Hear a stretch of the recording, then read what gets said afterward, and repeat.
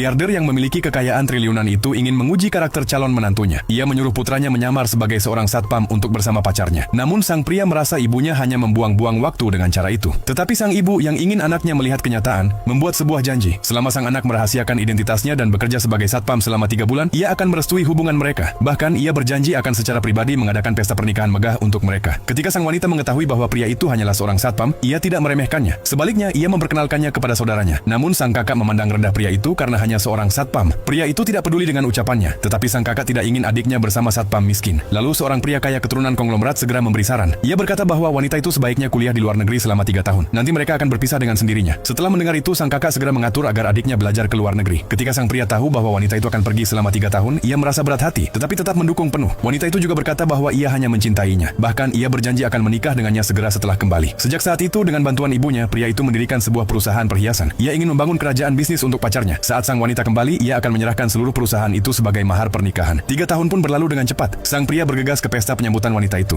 Ia memutuskan untuk mengungkapkan identitasnya dan melamarnya. Ia ingin menepati janji yang pernah ia buat. Namun, wanita itu justru menerima lamaran pria kaya keturunan konglomerat tersebut. Setelah itu, pria kaya itu juga mengumumkan bahwa wanita itu sudah hamil anaknya dan mereka akan menikah bulan depan. Pria itu nyaris tidak bisa percaya bahwa pacar yang ia cintai mengkhianatinya, persis seperti yang dikatakan ibunya. Saat itu hatinya hancur seketika. Maka ia maju ke depan, menuntut penjelasan dari wanita itu. Tak disangka wanita itu berkata bahwa pria itu sudah tidak pantas lagi untuknya. Tetapi pria itu mengeluarkan kontrak pengalihan perusahaan perhiasan. Ia berkata bahwa semua itu sebenarnya adalah kejutan yang ia persiapkan untuknya. Namun, wanita itu tidak percaya ucapannya. Ia bahkan berkata bahwa dirinya sudah direkrut sebagai desainer perhiasan utama di sebuah perusahaan terbuka. Padahal ia sama sekali tidak tahu bahwa perusahaan itu sebenarnya adalah hadiah yang dipersiapkan pria itu untuknya. Tetapi wanita itu justru menyuruh pria itu berhenti mempermalukan dirinya di sana. Tak disangka pria itu berkata bahwa dialah sebenarnya lelucon terbesar. Ia lalu berkata bahwa 3 tahun penantiannya hanya sia-sia. Pria kaya keturunan konglomerat itu tidak percaya ucapan sang pria. Ia bahkan menyerangnya. Pria itu langsung memperingatkannya. Ia berkata bahwa tamparan itu akan menjadi pemicu kebangkrutan keluarganya. Pria kaya itu semakin marah karena ucapannya. Ia sama sekali tidak pernah membayangkan bahwa satpam di depannya adalah pewaris kerajaan miliarder. Maka ia pun menghina pria itu tanpa ampun. Pada saat itu ibu sang pria tiba di tempat kejadian. Ketika melihat kondisi putranya, ia menjadi sangat marah. Namun tak disangka sang pria justru menghentikannya.